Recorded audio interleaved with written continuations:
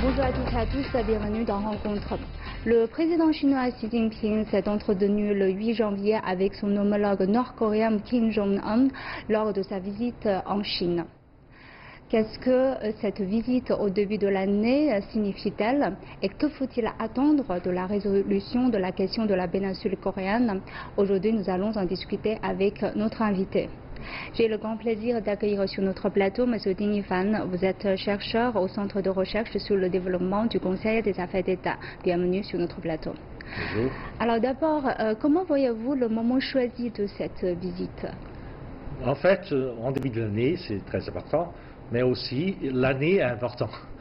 Parce que cette année 2019, nous allons fêter la fondation, le 70e anniversaire de la fondation de la République populaire de Chine, mais aussi c'est le 70e anniversaire de l'établissement des relations diplomatiques entre la Chine et la Corée du Nord, la République démocratique du Corée. Si le dirigeant nord-coréen a choisi le moment cette année, venir à nouveau en Chine, c'est aussi pour commémorer le 70e anniversaire des relations diplomatiques officielles entre la Chine et la Corée du Nord. Mais aussi, il y a quelque chose de très important, c'est que le président américain Donald Trump a laissé entendre par tweet, etc., qu'il avait l'intention de rencontrer à nouveau le dirigeant nord-coréen pour discuter des problèmes de dénucléarisation, mais aussi de la paix sur la péninsule coréenne. Et je pense que la visite du président nord-coréen a d'une certaine manière prouvé que c'est un événement immédiat qui va bientôt arriver, je pense. Il y aura bientôt une rencontre entre le président Trump et le président Kim Jong-un. C'est comme la dernière fois, avant la rencontre. C'est ça, la dernière fois aussi.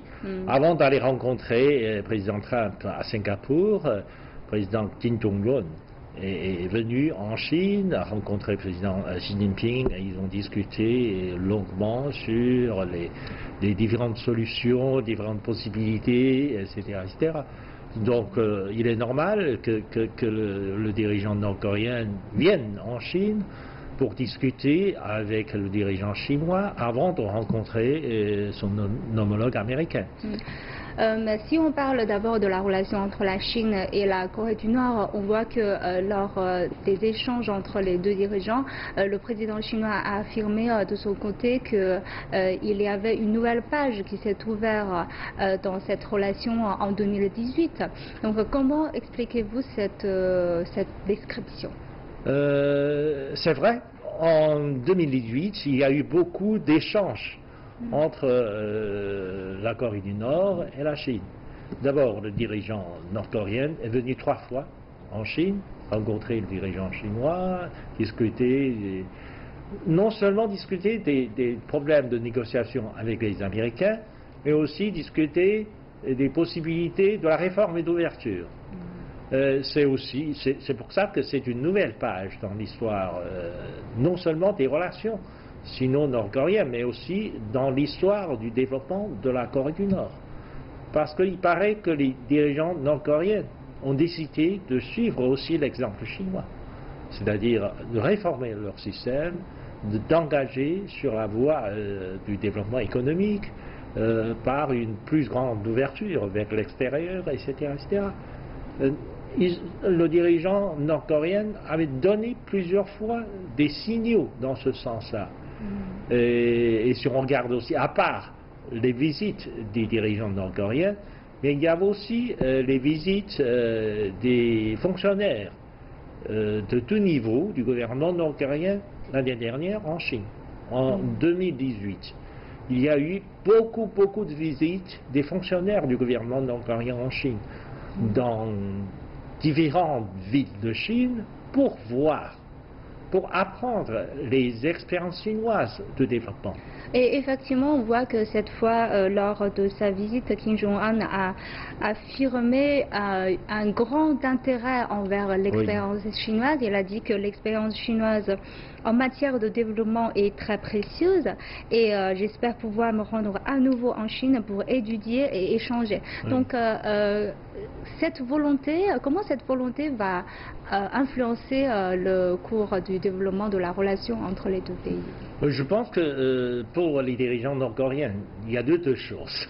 D'abord, le problème de la sécurité, parce que en dépit de l'armistice, il n'y a pas encore de conclusion de traité de paix entre les Américains et les Nord-Coréens. Donc finalement, la Corée du Nord se sentait toujours menacée par une invasion en provenance du Sud. Et donc la Corée du Nord était obligée de dépenser beaucoup d'argent pour son armée, etc., pour nourrir une armée très nombreuse, efficace ou pas, on n'en sait rien. Mais en tout cas, l'État nord-coréen était obligé de dépenser beaucoup d'argent pour maintenir cette défense, etc. Mais maintenant, comme il y a une possibilité de finir l'état de guerre et de conclure une paix avec les Américains, avec cette rencontre, etc., bien sûr avec aussi la promesse du dirigeant nord-coréen de se débarrasser de ses armes nucléaires, etc. Donc, si on peut conclure un marché, disons, si les Nord-Coréens et les Américains pouvaient conclure un marché sur les possibilités de développement contre l'abandon de l'arme nucléaire et garantie de sécurité, je pense que ce serait un jeu gagnant-gagnant pour tout le monde. Alors, je pense pour les téléspectateurs qui n'ont pas suivi l'actualité de l'année 2018 autour de la péninsule coréenne, peut-être est-ce que vous pouvez donner un peu les plus grands événements qui méritent une attention particulière, parce que vous avez évoqué tout à l'heure un peu. Pouvez-vous nous donner quelques événements les plus importants? Les plus importants, c'est que, oui, tout d'abord, avant 2018, en 2017, etc., il y avait un moment où le dirigeant nord-coréen, le dirigeant américain, se jetait des pierres. Il disait que, oui, Donald Trump a appelé Kim Jong-un Rocketman, donc l'homme de la roquette. Et Kim Jong-un répliquait que c'est un dotard, c'est un vieillard un peu fou. C'était des échanges de paroles. Des échanges de paroles assez il avait une agressivité, etc. Mais puis, une fois entré en 2018, le ton change. Il y a eu des contacts, je pense, que non officiels entre les Nord-Coréens et les Américains. Donc, au début des années, Donald Trump a laissé entendre par Twitter que finalement, il serait prêt à rencontrer le président nord-coréen pour essayer de débarrasser le problème nucléaire. Le président américain dit qu'il pourrait arriver à assurer le peuple américain d'une éventualité de guerre nucléaire, parce que sinon les Nord-Coréens menaçaient de lancer une guerre nucléaire, de lancer une bombe nucléaire, parce que les Nord-Coréens faisaient des tests de missiles à longue portée, c'est-à-dire des missiles intercontinentaux, c'est-à-dire qui pourraient atteindre au moins les bases militaires américaines dans le Pacifique, voire même sur la côte ouest des États-Unis, etc. Il y avait ça. Et le président Trump disait qu'avec la négociation, je suis en train de dissiper cette menace. Et puis, donc, il y a eu une possibilité de rencontre. Et c'est dans ce genre de contexte-là que le président nord-coréen est venu en Chine. Venu en Chine une première fois pour rencontrer les dirigeants chinois. Non seulement il a rencontré le président Xi Jinping, mais aussi tous les membres permanents du bureau politique. C'est-à-dire, il y a ça. Après ce genre d'échange, eh bien, au milieu de l'année, avant d'aller rencontrer le président Trump à Singapour, le président Kim Jong-un à nouveau est venu en Chine et il a eu une discussion de plusieurs heures avec le président Xi Jinping à Dalian, dans une promenade le long d'une forêt, etc. etc. Et là, je pense que c'était des échanges pour préparer le dialogue avec le dirigeant américain. Puis, bien sûr, il y a eu la rencontre entre Donald Trump et Kim Jong-un. Et puis, après la rencontre, à nouveau, le président Kim Jong-un est venu en Chine pour rencontrer à nouveau le président Xi Jinping. Je pense que c'était aussi une opportunité d'échange des points de vue sur la rencontre et sur les perspectives de développement dans l'avenir. C'est vrai que, oui, on a vu que les deux parties se sont mis d'accord cette fois, justement, d'œuvrer pour la paix sur la péninsule coréenne. Et dans les événements que vous avez cités tout à l'heure, il y avait beaucoup d'événements qui sont liés à la Chine. Donc, je voudrais demander quel est aujourd'hui le rôle de la Chine dans la résolution de la question de la péninsule coréenne, sachant que, apparemment, il y a beaucoup de choses qui ont changé. Les dirigeants nord-coréens et le dirigeant américain se sont rencontrés, et puis il y avait cette normalisation de la relation entre les deux Corées. Donc aujourd'hui, quel est le rôle de la Chine dans cette affaire? Je pense que le rôle le rôle de la Chine sur les affaires du péninsule coréenne est primordial. Parce qu'il ne faut pas oublier que s'il y avait l'armistice, qui étaient les signataires de cet armistice, c'était les Nord-Coréens, les Chinois, les Américains et les Sud-Coréens. C'était une espèce de traité international signé par les quatre parties. La Chine est un des parties signataires de cet armistice. Donc, elle est impliquée. De gré ou de force. De gré ou de force. Comme la Chine est signataire de cet armistice, et elle est impliquée dans ce domaine-là.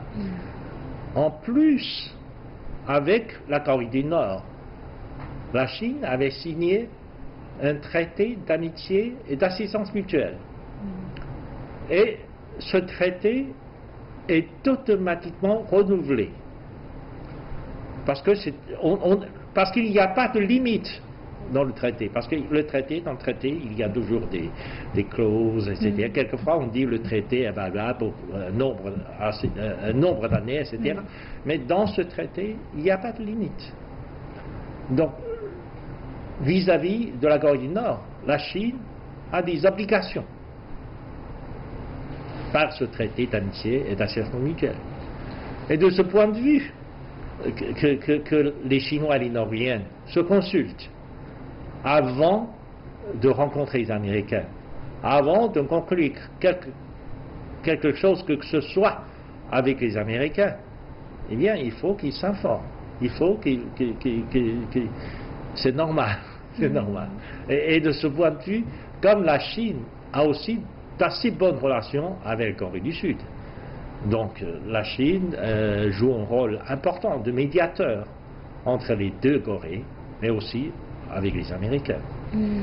Mais on se rappelle aussi un événement important qui s'est passé l'année dernière, c'est la normalisation de la relation entre les deux Corées. Donc quel est votre point de vue sur cet événement et le rôle du Corée du Sud dans la question de la péninsule coréenne? Il faut dire que les deux Corées étaient d'une certaine manière très actifs pour ce qu'on appelle la réunification.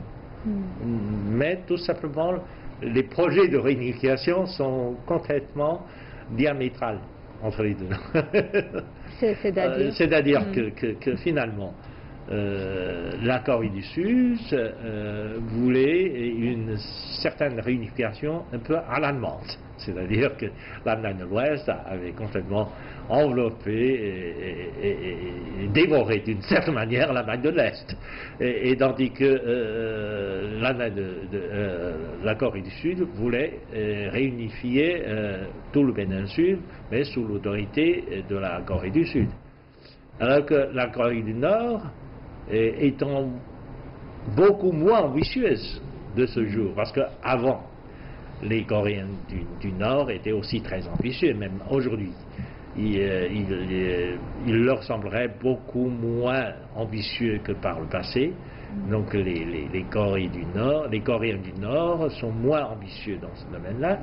Ils ont proposé plusieurs fois des plans de réunification sous un schéma de construction d'une confédération avec deux régimes à peu près parallèles, avec une reconnaissance mutuelle, mais avec seulement la défense serait plus ou moins réunifiée.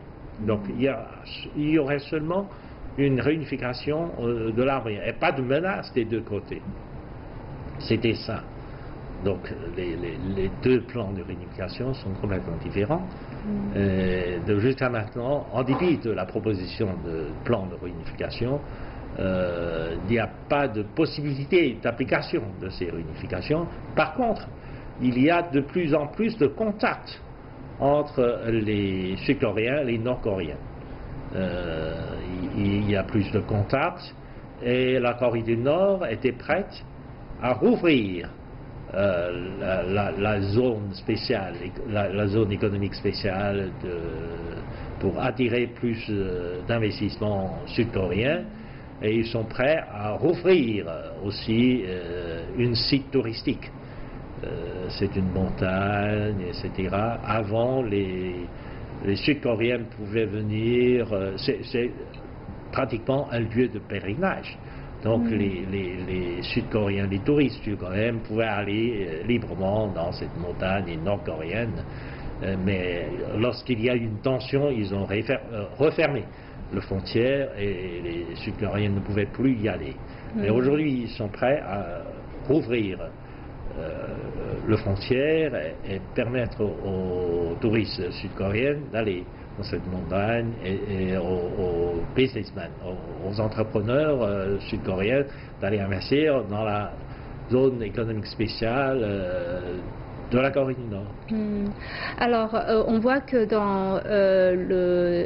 durant les échanges avec le président nord-coréen, le président chinois a affirmé sa volonté de soutenir une solution politique à la question de la péninsule coréenne, et il a déclaré que le règlement politique de la question de la péninsule est devant une opportunité historique rare.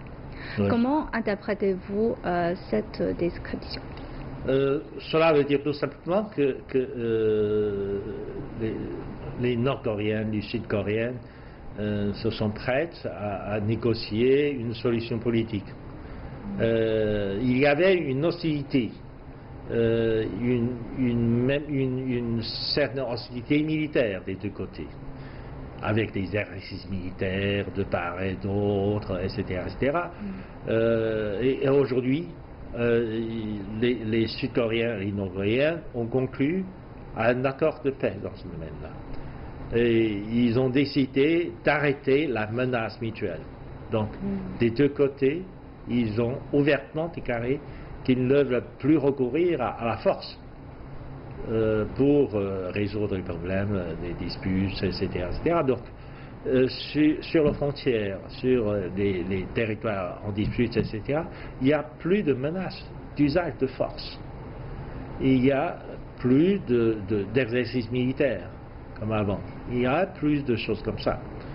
Et c'est d'un changement fondamental sur le péninsule coréen. Et aussi du côté du gouvernement américain. Donald Trump a montré au moins jusqu'à maintenant une volonté de négocier avec la Corée du Nord. avec la Corée du Nord, et la Corée du Sud aimerait bien jouer le rôle de médiateur entre la Corée du Nord et les États-Unis. Donc tous ces facteurs sont en faveur d'une paix ou d'une solution de paix à ces conflits militaires, etc., à ces tensions militaires sur le péninsule. Donc c'est quelque chose qu'on n'avait pas observé depuis longtemps, depuis très très longtemps. Et c'est donc une opportunité historique à saisir.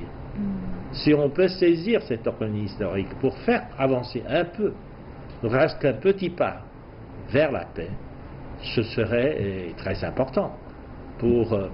D'abord pour cette région, pour l'Asie de l'Est, mais aussi pour l'économie mondiale. Parce que, finalement, en fin de compte, si on arrive à maintenir la paix et conclure une espèce de paix dans cette région-là, eh bien cette région-là aurait plus de dynamisme pour l'investissement, pour la reconstruction des pays de la Corée du Nord et de la Corée du Nord. Et ce sera des opportunités d'investissement et de développement assez importantes dans le monde. Mais finalement, vous avez dit que aujourd'hui, on arrive à une situation qu'on n'a pas vue depuis très très longtemps. Donc, quelles sont selon vous les racines qui conduisent vraiment à cet apaisement, si on peut dire, de la situation? D'abord, la confidence. La confiance du dirigeant nord-coréen. Parce que jusqu'à maintenant, Kim Jong-un est un dirigeant qui est arrivé un peu par surprise. Parce que personne n'avait pensé que son père serait mort d'un accident cardiaque. Et il n'était pas complètement préparé. Bien en plus, à l'intérieur du pays, il y avait des forces de résistance, il y avait des conflits internes du pays, etc. Donc, il n'était pas sûr. Donc, la tension militaire était due un peu à l'instabilité du pouvoir. Maintenant, il s'est assuré de son pouvoir. À l'intérieur du pays, il n'a plus d'adversaire. Il est assuré de son pouvoir. Et il peut penser aussi au développement. Il peut penser au développement. Et c'est quelqu'un qui a reçu son éducation dans son enfance, en Suisse. Donc il connaît un peu le monde extérieur. Il a vu de ses yeux, par ses voyages en Chine, par ses informations qu'il puisse avoir, il a vu le développement de la Chine, un voisin à côté.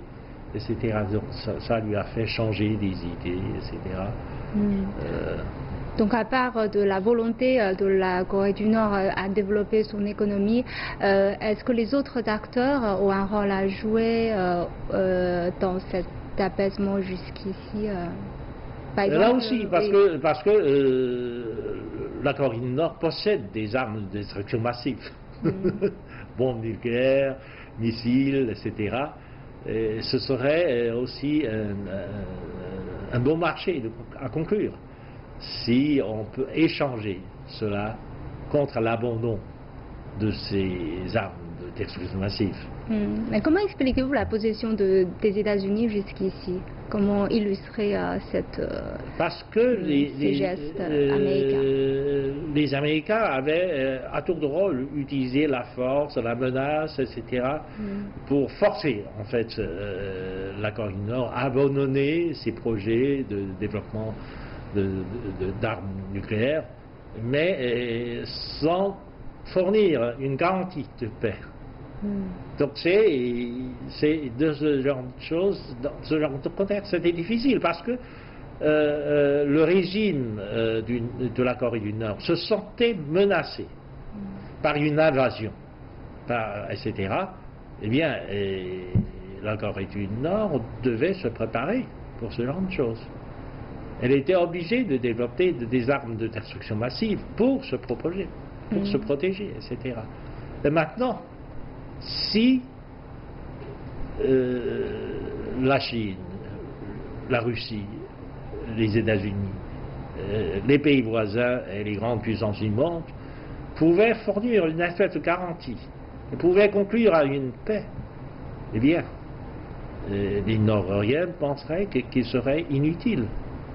Mais pensez-vous que, par exemple, le retrait des États-Unis de l'accord iranien joue un rôle un peu négatif en montrant qu'il y a une incertitude? Le dirigeant nord-coréen est prudent. Dans sa visite en Chine tout récemment, il a dit que finalement notre patience n'est pas illimitée. On tend vers vous une branche d'olivier. Est-ce qu'il y aurait une réponse positive des Américains? C'est à voir. C'est à voir. L'interaction pourrait être positive si les Américains répondent favorablement à l'initiative nord-coréenne.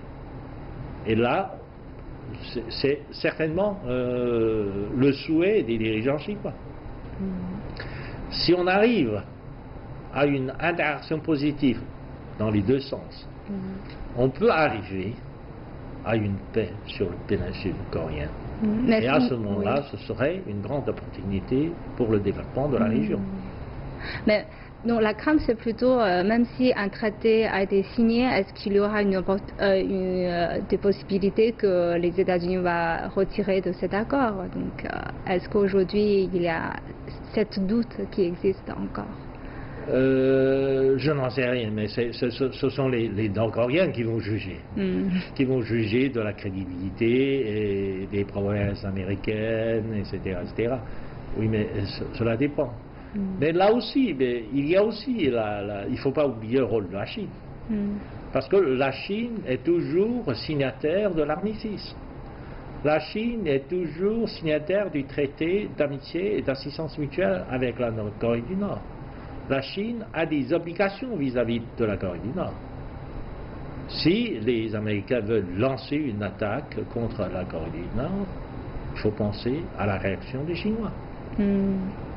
Donc ça, c'est une condition supplémentaire. Oui, bien sûr. Très importante même. Et ils ont connu ça pendant la guerre du Corée.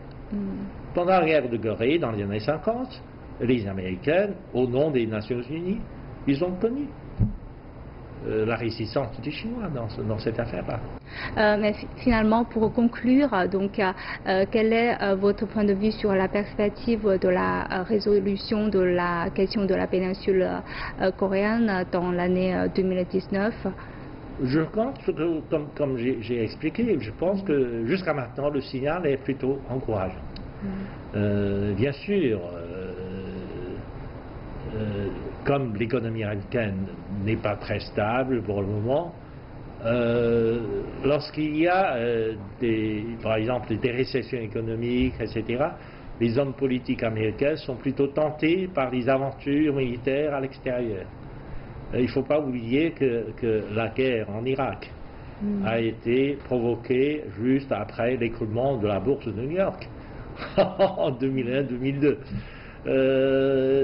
Donc ça aussi, on ne sait pas, parce que jusqu'à maintenant, il y a des signaux plutôt positifs, encourageants des deux parts, de la part de Corée du Nord et de la part des États-Unis. Mais d'un autre côté, on ne peut pas garantir que si à nouveau les États-Unis tombent à nouveau dans une récession économique, que les hommes politiques, que les élites politiques américaines ne cherchent pas à nouveau un bouc émissaire pour détourner l'attention, pour lancer une autre guerre, etc. Souvent, quand ils lancent une guerre à l'extérieur, c'est pour détourner l'attention de l'intérieur. Le crack de la bourse de New York était quelque chose de primordial pour la détermination de la guerre en Irak. Alors je vous remercie, Monsieur Ding, merci pour vos analyses. Merci. Et je vous remercie d'avoir suivi notre discussion. À la prochaine.